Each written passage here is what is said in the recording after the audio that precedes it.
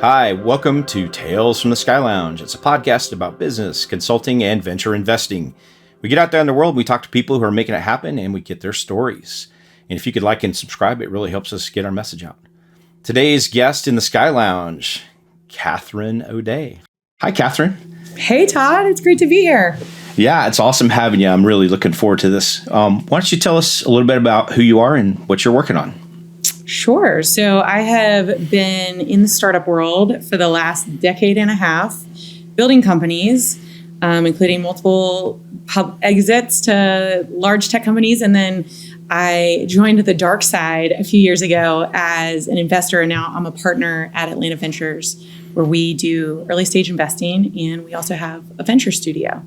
Wow. Very cool. So many things to kind of dig into there. But first, I know you've got a secret talent that you are an athlete. And can we talk about triathlon for just one second? Nerd, Nerd, so I've got nerd to nerd. Let's try. I've got my little ringer bell here. It's from the hills. So triathlon's an awesome sport. It takes a lot of dedication and focus over a long period of time. Maybe talk to us about. Why do you do triathlon? What do you get out of it? How do you juggle the demands of a busy training schedule with real world startup, 80 hours a week kind of lifestyle? Yeah. So I love sports. I have loved sports since I was very young. And I think sports are awesome learning ground for the corporate world, especially for women, because you learn so many skills about teamwork and competition and how to be tough and how to be resilient. And I played high school, college sports, and then I graduated from college and I was like, what do I do with all this energy? And where do I channel my type A personality? And I stumbled into triathlon. I started out running and I kept getting injured, and I had a few friends doing triathlon, and it was really just you start and it just escalates. And that's a lot how company building is. Like you start small. I did a sprint triathlon. Okay. And then the next season I did an Olympic triathlon, and then I did a half Ironman. And then I did an Ironman. And it was like, once you start going, you keep going. And I actually think there's a ton of crossover in building companies, because you cannot train for an Ironman. You can't cram. You have to do it consistently day after day for months and years. And it's the same with a company. You cannot, it doesn't matter how hard you work. You can pull an all-nighter for a weekend, but it doesn't build a company. You have to be consistent over time. And so that is one of the reasons why I love it. And it's also like kind of the parallels. And so I'd learn stuff from triathlon and apply it to the business world, and, learn something in the business world and apply it to triathlon. Those two things work really well together. It's kind of like, mile 20 of a marathon, right? You're kind of close, but it's still a 10K left, so, and then it's kind of like when you're grinding through, you're kind of successful, but God, I don't have any money in the bank, and, this hurts. And then do you grit up and go and just kind of, keep going through, or do you stop? And, I think that entrepreneur mindset, I think you're exactly right, is, corresponds to a lot of endurance sports for sure. You got to keep going, and you kind of lay a foundation, and then, keep moving forward, relentless motion forward. So you mentioned you were an athlete in college. I was curious, what was your sport in college and high school? I loved basketball. I played basketball in high school. I played softball in college. So I played softball coming up as a small kid, and I kind of got burned out on it. And I did play in college. My claim to fame in softball is that I was the super bench support player of the year 4 years in a row. 4 years in a row. Most people, if they suck and they're riding the bench, they quit. But I was like, no, this is fun. I'll just keep going. But I played a little rugby, which was really fun, because there's not a lot of women's sports that are are contact sports. So I finally got to like use my size and strength. And I learned quickly that there were a lot of people bigger than me. And I like to have all my teeth and, so I stopped while I was ahead. And then I played a lot of pickup basketball in college too. So I just think sports they're really fun and they're really fun. You also learn how to push people, right? Like you're like, how do I support somebody, but also like make it fun, even when it's hard? And when do you push? Like, when are you like, come on, let's go? And when you're like, hey, it's okay.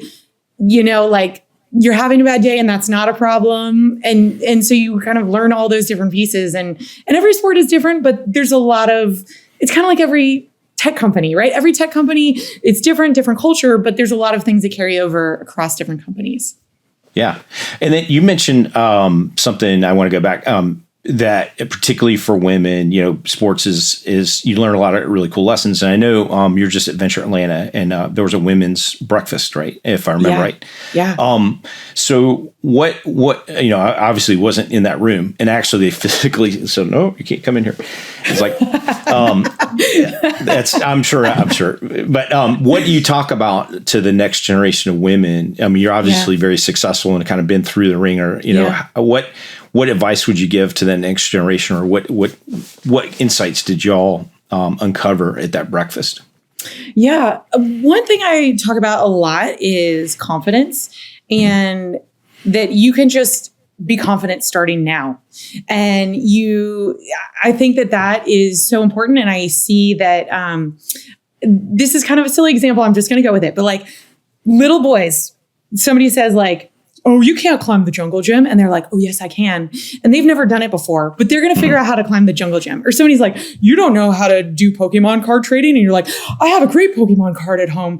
And I think that like little boys, just the culture, like they grow up kind of like bluffing or like saying they can and figuring out on the back end. And the default mode for women is like, oh, I can't do that. I've never done it before.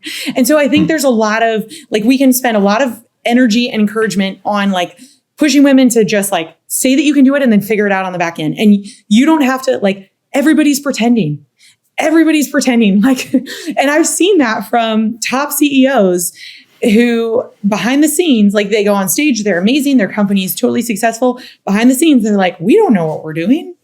And so I think that's true from everybody, and everybody feels that way. And you just do it anyway and you figure it out. And that's the thing that I see from women. I want women to know.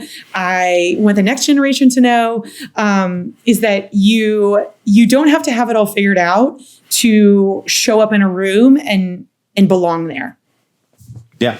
Well, and I think that's true across the board, right? There's a lot of founders that, the imposter syndrome we always talk about, where you go, man, I'm not sure who let me be CEO, founder, or whatever. But like, I got to figure this out, right? You need to figure it out or you don't. And guess what?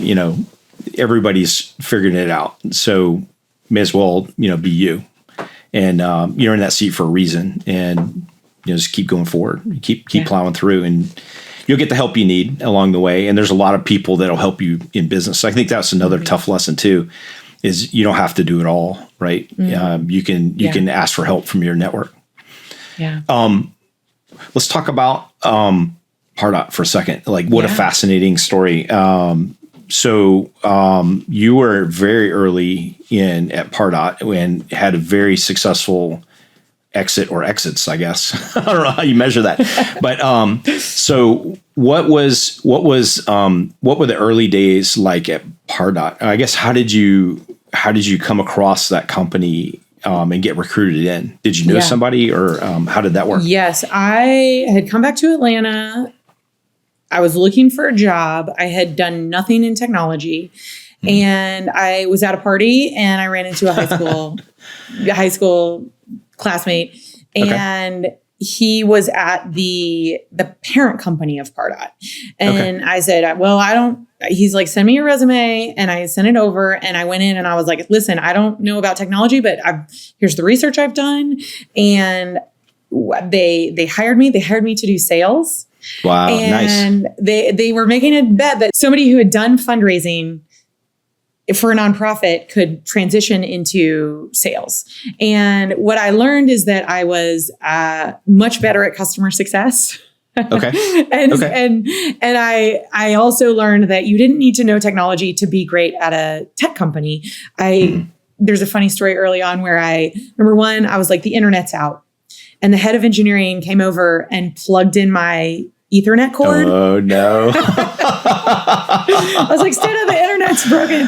And then there's another one where I'd always been on Mac computers and I had some Dell laptop and I was like, I don't know how to turn on my computer. Wow. And so those were the early days. Pardot is a tale of, some of it on my, like, definitely lucky, like I'm not going to pretend like I had the foresight to know what was going to happen at Pardot. But we had an amazing ride. So I was employee number 9.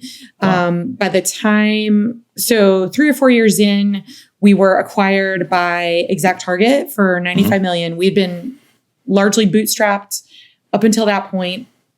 And then 9 months after that, Salesforce acquired ExactTarget for $2.5 billion. And so I was on the customer success side. So I had managed the integration between Pardot and ExactTarget customer success. And then the same thing for Salesforce. And it was amazing because I got to see what a mid-size public company looks like and how they were doing it. And then the enterprise level public company all within a year. So that was really... Dang. Talk about whiplash. Holy smokes. You got to shift through those gears fast. I was like, I don't know if you can get that in an MBA. That was once in a lifetime. Oh, for sure. Well, hopefully you get to do it again at some point with one of these small companies you work with. Yeah. I'm sure you will. Let's talk about the kind of shifting of gears up through, so bootstrap startup, you're running customer success. You probably laid down what you thought was, pretty good process, procedure, infrastructure, had a nice little team going. So what is that? What happens when, where were you, what were you doing when you first heard, hey, we're going to get sold? Awesome. What was that moment like? We met the ExactTarget team. So there were a few of us that we went to a hotel.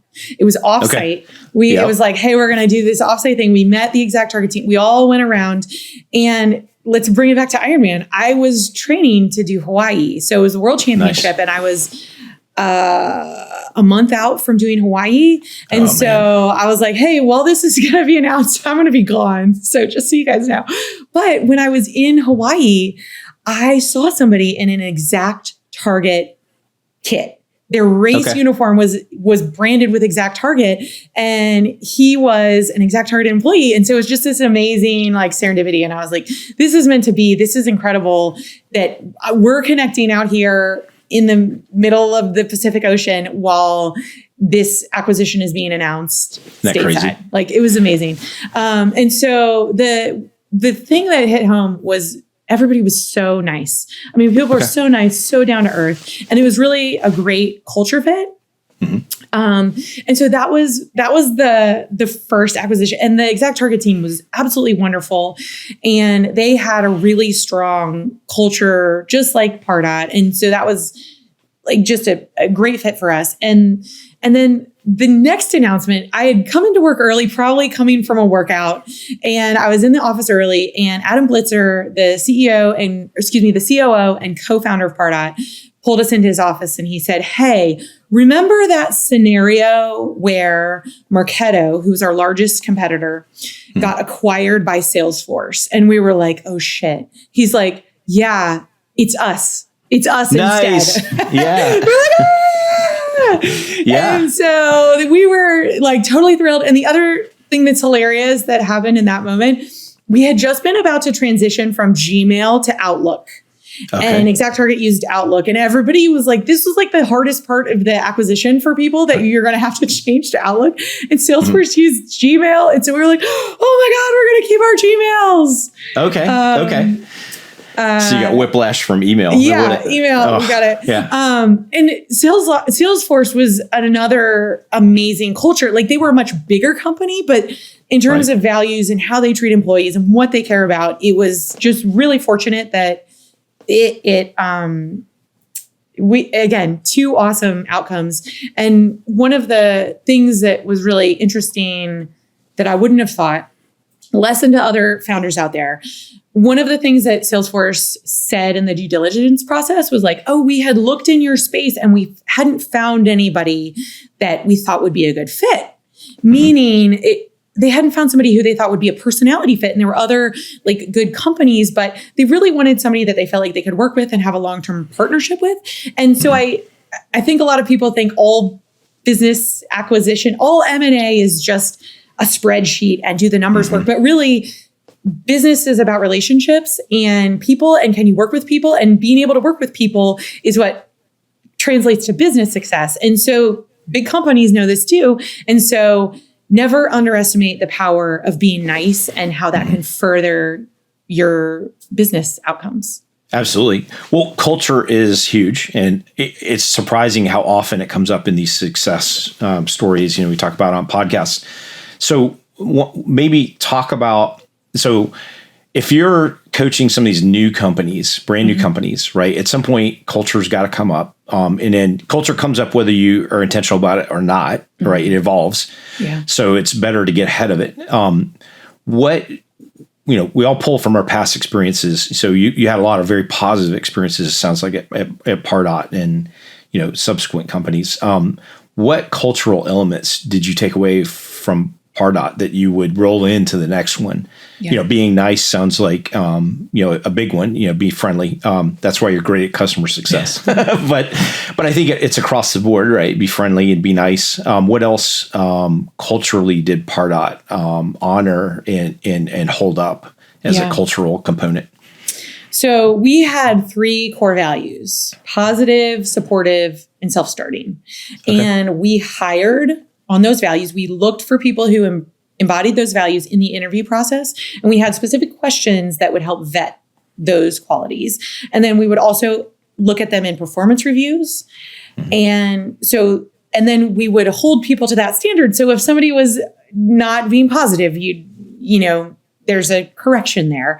And I think that knowing what the values are and then incorporating them throughout the process of the company is key. And every company will have different values because every founder is different. What they care about is different. The industry is different. But those things, that idea of identify your core values and then infuse them systematically into key points in your company, can be applied everywhere.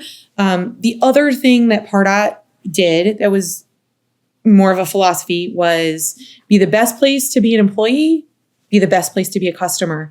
And it was in that order intentionally. And you'll hear this from Howard Schultz at Starbucks. You treat your employees well and they treat the customers well. And it starts with the employees. And so, yes, the customers are very, very important, but employees come first and everything else flows from there. Yeah. So when you're kind of midstream and you're starting to hire and then you can't touch everybody, it becomes a little bit harder to hire, because you're going fast and you're just picking up steam. Inevitably, you're going to hire someone that's suboptimal, right? And then so do you find that the culture can kind of change people or steer them, somebody that's like on the border of grumpy and happy, kind of steer them over into, hey, you can be a little bit more happy about all this. That's an oversimplification. Is a culture that powerful that you can kind of mold people, to the correct behaviors that you're looking for? Do you feel like do you have examples of that where that happened, where you kind of met somebody and went, oh, okay, we're gonna have to go to lunch on this one and talk about it? Did you ever? I know you probably did, but what does that look like? And then at some point, maybe it doesn't work, and you have to go a different way, right? So don't know if you want to talk about that or you have any stories. Sure. No. So one of the things we implemented was we called it a cross-functional interview, so that in the interview process, you can't first 100 employees, the CEO and COO met with everybody, and they were the final interview. That doesn't scale. So the scalable process was a cross-functional interview, and that was people from other departments who would be interviewing candidates based on core values. So basically, if you're a salesperson and the engineers don't like you, you're not a fit. Or if you're an engineer and you are not personable enough that the sales folks like you, like you're not a fit. And so, or if you're like, so that applies across the company. And I just picked like 2 examples, but I will say, I think culture can impact people both positively and negatively. There are people that will be positive everywhere. There are people that'll be negative everywhere, but there are definitely, like, it can bring out the best and it can bring out the worst. Luckily, when your company is growing really fast and you have a good culture, that can smooth over a lot of things. And occasionally there'd be somebody who didn't work out. But it was, if you are slow to hire or careful in your hiring, you can get ahead of a lot of it. Okay. So we call it shifting left, in software world, you find the bugs earlier in the process, right? So to speak. So I like that idea of cross-functional validation. So you have a culture interview, or do you have them sit in like say it's an engineering interview and you bring in a marketing person to just kind of sit in and say, hey, she's going to, be here just listening, or, 2-on-1 or multiple on one. And then part of that is get a vibe for, is this person, compatible with our core values? Yeah. Or just kind of weird in some nondescript way. Here's the thing, like, we sometimes would debrief after an interview and people would have differing opinions. And there were times that I was like, I'm not sure these are the things. And I was wrong because we hired the person and they were amazing. But I will say it's almost always better to pass. And we think about this in terms of deals now that we're investing in. You are going to say no to great deals, and that just happens, and it's okay. And that happens. It's better to say no to something good than to say yes when you're not totally sure. So a phrase I've heard around Tech Village is hell yeah or no. So I don't know if you've run across that before or if you subscribe to that. Yes. I'm always trying to refine my hell yeah or no, because I hate saying no. Right. So I'm like a hell yeah. And like, sure, that would be fun. And so I'm not great at that, but it is such a good, important thing. And I will say, kind of thinking about transitioning from a small company to mid-sized company to larger company, one of the things I learned is, like, at a small company, you're just putting out the biggest fire, and you go to the next level and you start to say, like, okay, what's the plan? What are we prioritizing? And so you get to be more strategic with your hell yes, in that you're like planning out ahead of time what you're saying hell yeah to. So I'm in, let's go. Go to Chicago. Hell yeah. Hey, so I have this kind of speech I give to certain clients. This is going to be a little bit of a curveball, but bear with me for a second. So your unique perspective on this is going to be interesting. So there's an old book from, I don't know, 2000s, the .com era, right? So it's called Accidental Empires. And there's been subsequent books that add on to this, but what does success look like? What does high growth look like? Why can't we keep engineers in a high growth startup? That kind of thing. Stock options. So what these folks studied were early Oracle, early Microsoft. That gang, Cisco. What is more important? And then what they figured out was there's kind of 3 gears you go through, 3 quantum phases of development. It's analogous to an army in this book. So it's commandos, and then army of invasion, and then army of occupation. So the commandos, very small, 4-person hit squad, very focused goal. Don't ask too many questions. Pour a bunch of resources in. It's going to be messy. Any one goal, we're going to knock it out. And at some point, you kind of start taking market. You've got product market fit evolving. It's a shooting war. You're invading the market, so that's about 50 to 100, 200 people. The HR starts showing up, legal starts showing up. What the heck is a SOC 2 starts showing up. And then, you start to have more infrastructure. You're still creating things. You're still moving forward and just going like heck. It can be a little messy, but now you have that infrastructure and, but the commandos tend to hate that because, hey, I just want to go shoot stuff and don't ask, why are you breathing down my neck? Why do I have to write status TPS reports? And then at some point you win, right? And you're AT&T and just take the bullets out of the guns, deliver the pizza, keep the hospital going, right? Do not fire the weapon. Like it's defense. We won, right? So it kind of strikes me. And then that's a different personality that just doesn't want to screw up, right? And then we're not doing anything weird here. We're not going to change anything, without like a big committee, something, right? So it's kind of fun because so everybody neatly, the research said everybody neatly falls into one of those 3 quantum, right? So you're very comfortable in one of those 3. But not 2. And then it's the weird oddball that can go from 1 to 2 or 2 to 3. And those are your managers that you need to hire to transition from as you grow up the growth curve. So kind of in that context, you hit all 3 of those, right? At what point did you go, I'm going to wait on my options? And, at some point, like, okay, this isn't worth it for me. Like everybody hits that point at some point. How far up that chain did you make it in? Usually with the compensation packages, you're incented to stay beyond where you naturally would have punted. But did you see that? And then kind of like, what was do you feel yourself mapping into one or more of those states? Yeah, I like all 3 stages. I will say that it was really fun during the early stages of both acquisitions.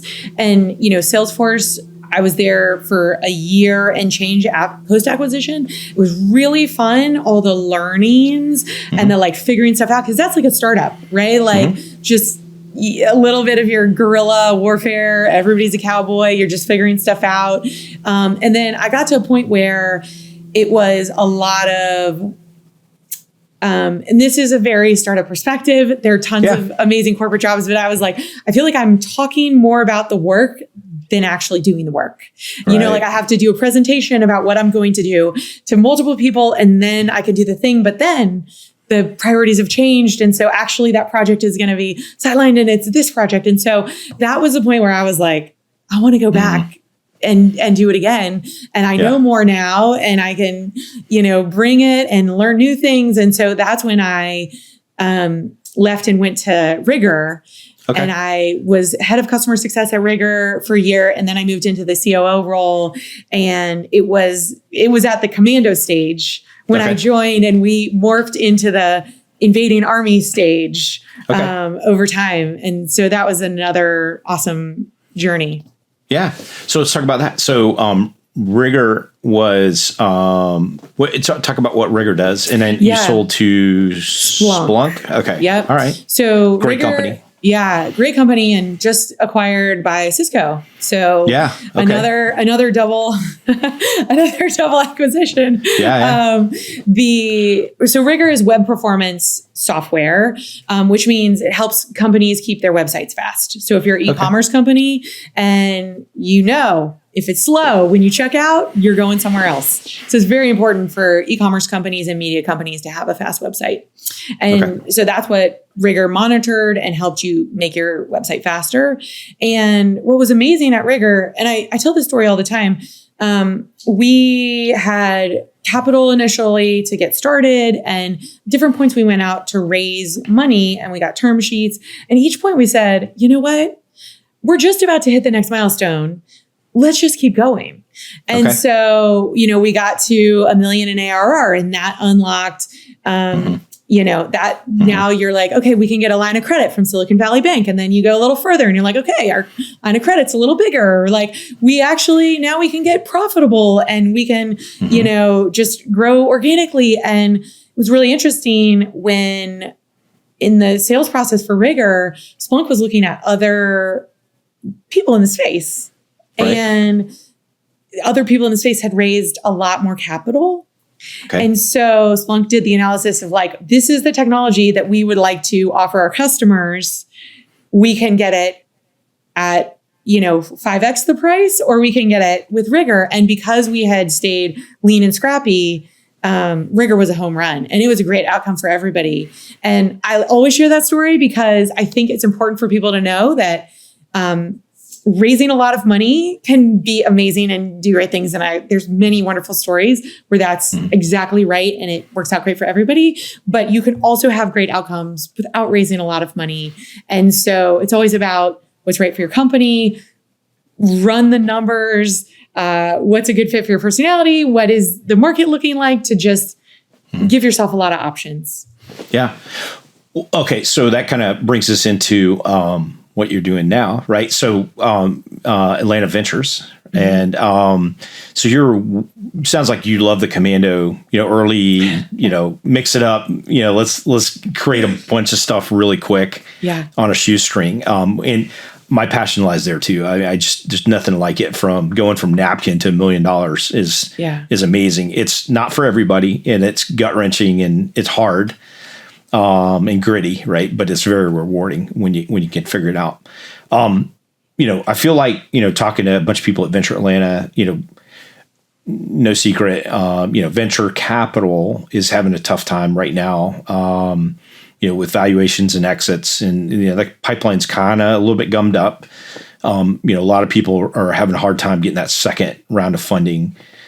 So you've had great experience bootstrapping on minimal money, and I feel like right now that's the play. There's a lot of early money available to start, but in some ways you create a healthier company, figuring it out. Becoming ramen profitable before you really turn on the gas, and getting a product market fit.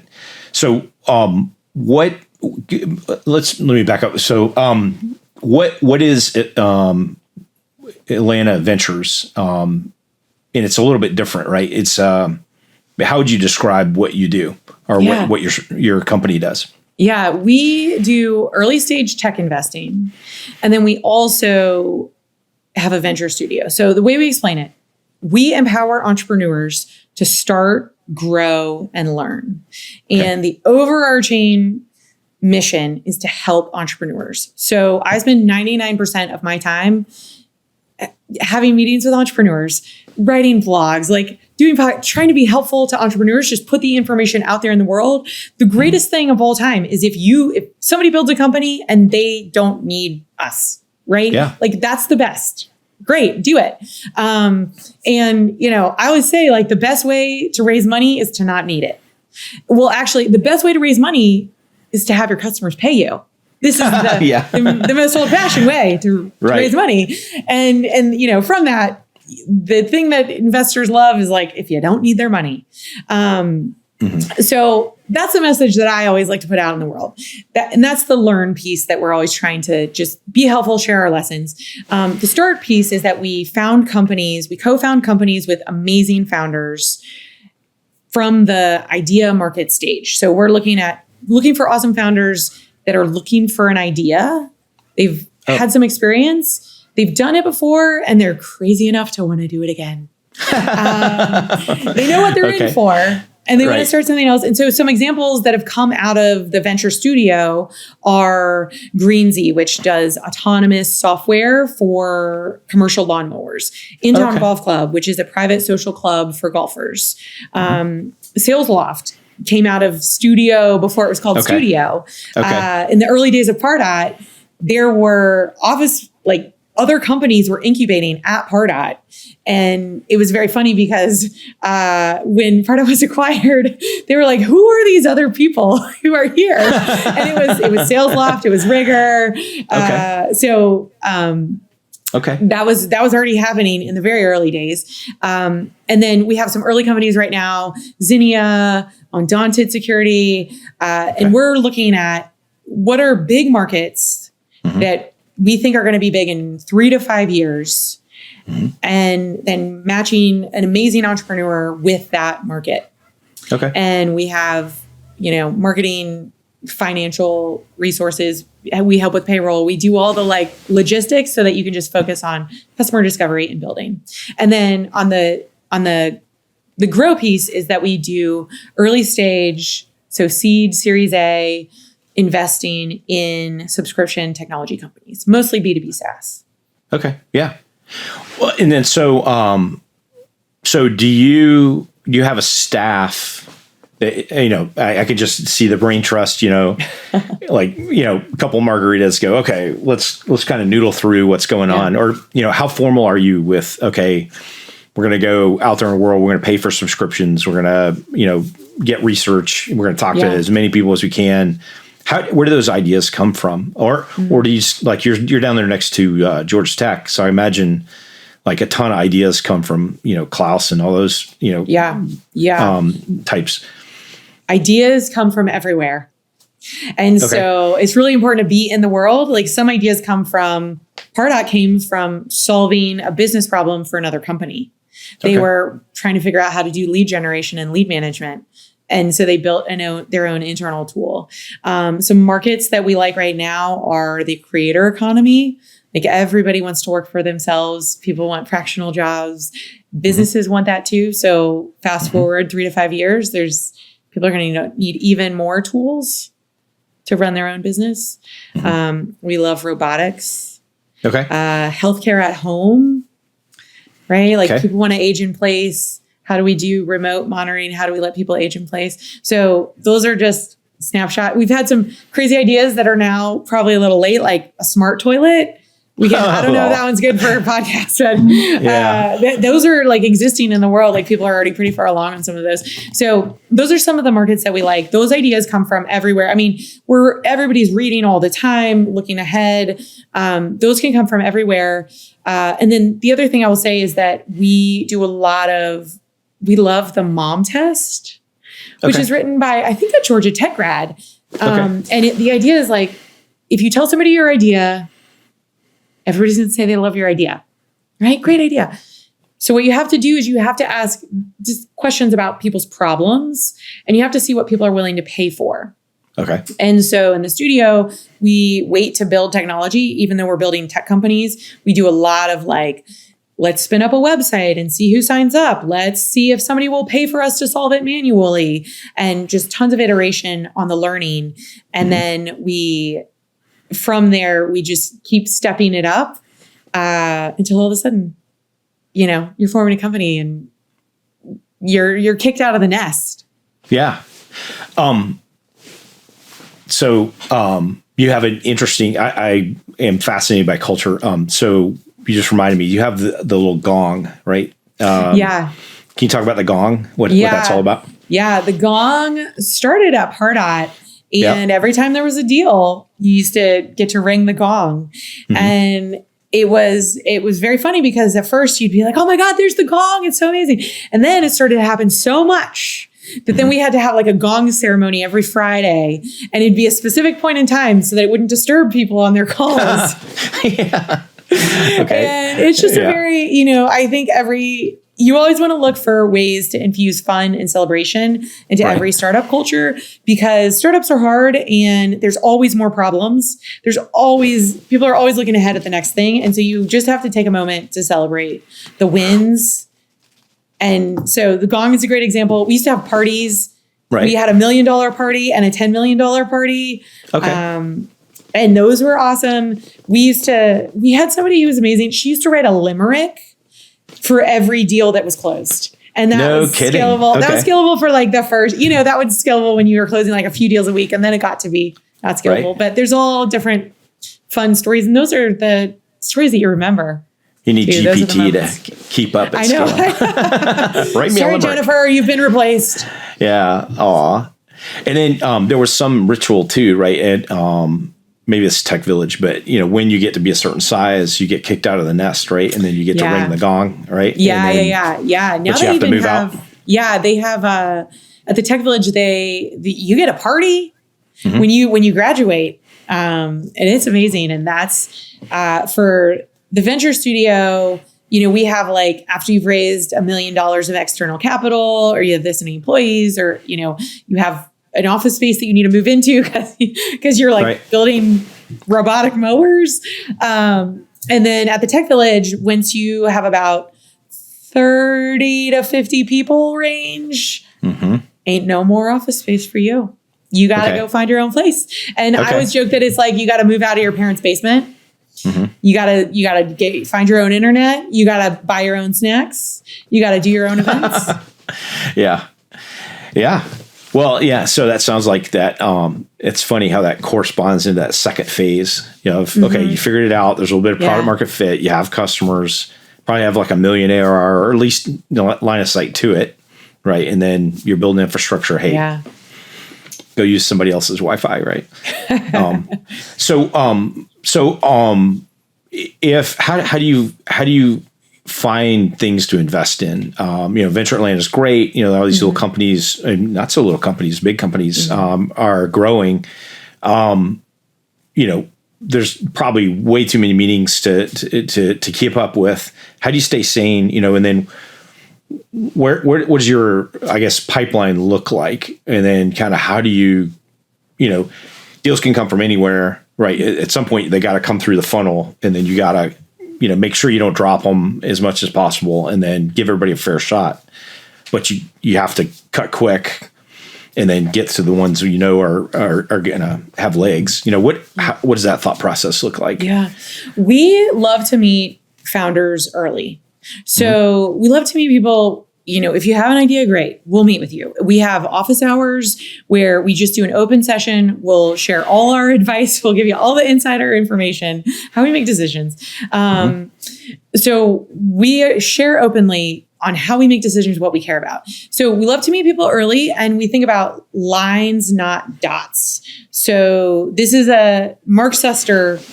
We got this from Mark Suster. He probably got it from someone else. But the idea is like, we meet you once. We want to meet you again to know, did you do what you say? Like, are you still working on your idea? How much progress did you make? And so we're always looking for lines, and that means we want to meet you early, and we want to get to know you over time. So we always say, don't come to us when you're raising, come to us before you're raising money. And then our investment threshold for a seed stage investment, which would be a check of, $500,000 up to like $1 to $2 million, is 10 passionate, paying, unaffiliated customers. Okay. So what that means is like, they love you. They're paying you money at some kind of somewhat market rate, and that they're not just your mom's friends. And the theory is that when you have that, you have something. And obviously it's not like 10 customers over 10 years, right? There's a certain amount of time frame. And, we're also looking at how big is the market? How big could it get? And do we love the founder? Do we want to work with the founder for the next 10 years? Do they want to work with us for the next 10 years? But that is some of the meet with us early and think about getting 10 passionate, paying, unaffiliated customers. Yeah. I always felt like when you start a company, you're always embarrassed about the first 3 deals. And then the first 10, you start to kind of get a pattern for, what is it we're selling that people want to buy? And they always come from, relationships, and it's kind of, for me, it's a proof point that the entrepreneur or entrepreneurs are in the market. They're not solving some weird problem they've never seen before, right? They have people, customers, or relationships they can turn into customers. And that's such an important point to get going, right? If you can't sell 10 of something to somebody, how are you going to get to 1 million? Yeah. You haven't figured it out yet. And it's not to say if you haven't sold 10, you could sell 10 next month, right? Like it could be coming, but that's how you know that it's repeatable. You've started to figure out who your ideal customer is, what problem you're solving. Right. And you don't have to sell for a bunch of money, right? Mm-hmm. These don't have to be superstar deals. They can be just deals, but somebody said yes and it's parted with dollars or Bitcoin or something. I don't know what. Oh man. Yeah. Bitcoin's a whole nother show, I guess. That's a different topic. Yeah. That's kind of wild. Okay. Well, it's been great having you here. It's all about travel and getting out there in the world. You got any great travel stories you want to share with us? Yes, I have a very funny travel story. And I will say I spent my whole career, I love supporting founders, right? I've always been in support of a founder or CEO, like as a COO, as an investor. It's like, I understand founders and what makes them great. And I want them to do more of that.